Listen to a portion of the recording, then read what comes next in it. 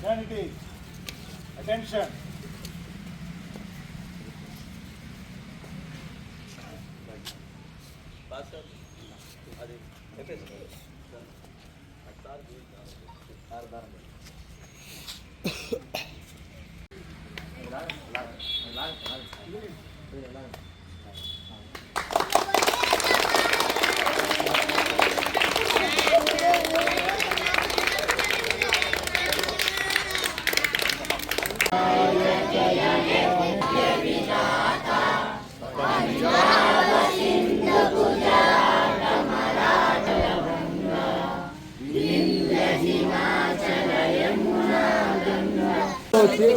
తీసుకో line line లైన్లో వచ్చి లైన్ లైన్ లైన్లో లైన్లో తీసుకెళ్ళి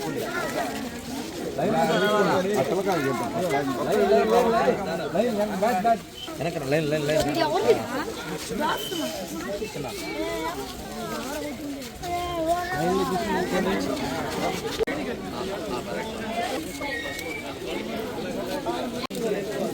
వాడుకో మళ్ళీ లైన్ లో వస్తున్నారు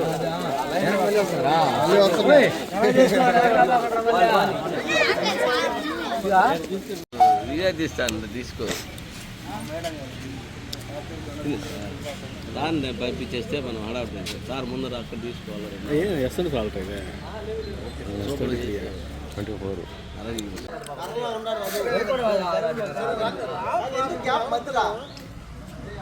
కర్రపడుతుందని కొంచెం గ్యాప్ ఇవ్వమంటే సార్ అంత గ్యాప్. గణతంత్ర దినోత్సవ వేడుకలను మన భారతదేశ వ్యాప్తంగా వాడవాడల ప్రతి వీధిలో, ప్రతి ఊర్లో, ప్రతి నగరంలో ఇది జరుపుకోవడం జరుగుతుంది. ముఖ్యంగా ప్రభుత్వ కార్యాలయాలు అన్నింటిలో కూడా మనము ఈ భారత ప్రజాస్వామ్యం ఎన్నో సవాళ్ళను ఎదుర్కొంది. అయితే ఎక్కడా కూడా మనకి ఎక్కడ వెనకబడింది లేదు. ఎన్ని సవాళ్ళను ఎదుర్కొన్నా కూడా వాటిని అధిగమించి ప్రజాస్వామ్య దేశంగా, అత్యున్నత ప్రజాస్వామ్య దేశంగా, అతిపెద్ద ప్రజాస్వామ్య దేశంగా మన దేశం అవతరించింది, ముందుకెళ్తోంది, అభివృద్ధి సాధిస్తోంది. అతి త్వరలోనే అభివృద్ధి చెందిన దేశంగా కూడా మన భారతదేశం రూపాంతరం చెందబోతోంది. ఇది మీ అందరూ కూడా గుర్తుపెట్టుకోవాలి. ఎందువల్లంటే ముఖ్యంగా నేటి బాలలే రేపటి పౌరులు అని పెద్దలు అన్నారు. పిల్లలు మీ మీద గురుతర బాధ్యత ఉంది, ప్రతి ఒక్కరి మీద బాధ్యత ఉంది. పిల్లల మీద మరీ ఎక్కువ ఉంది. ఎందుకంటే మీరు కష్టపడి చదువుకోవాలి. ప్రపంచ స్థాయి ఇప్పుడు గ్లోబల్ విలేజ్ అంటారు. ప్రపంచమే ఒక కుగ్రామంగా మారింది.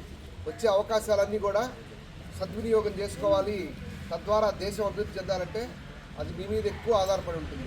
మీరు బాగా చదువుకొని మీరు వివిధ రంగాలు, చదువు అయితేనేమి, వ్యాపారాలు అయితేనేమి, ఏ రంగంలో అయినా కూడా రాణించి దేశానికి మంచి పేరు తేవాలి. మీరు ఉన్నత పౌరులుగా మారాలి. అదేవిధంగా ఆటోమేటిక్గా దేశానికి కూడా మంచి పేరు, మంచి అభివృద్ధి అనేది కలుగుతుంది.